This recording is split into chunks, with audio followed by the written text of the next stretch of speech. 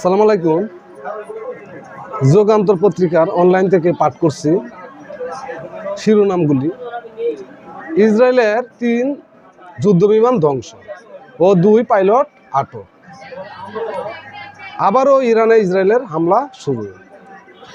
ইসরায়েলকে সহায়তা করলে যুক্তরাজ্যের ঘাঁটিতে হামলার হুঁশিয়ারি ইরানের।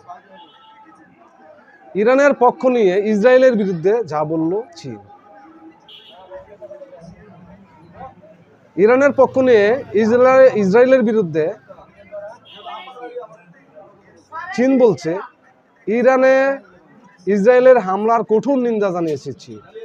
এই হামলাকে ইরানের সার্বভৌমত্ব, নিরাপত্তা ও আঞ্চলিক অখণ্ডতার লঙ্ঘন বলে অভিহিত করেছেন দেশটির জাতিসংঘ প্রতিনিধি ফু কং। সবাই ভালো থাকুন, সুস্থ থাকুন। ধন্যবাদ।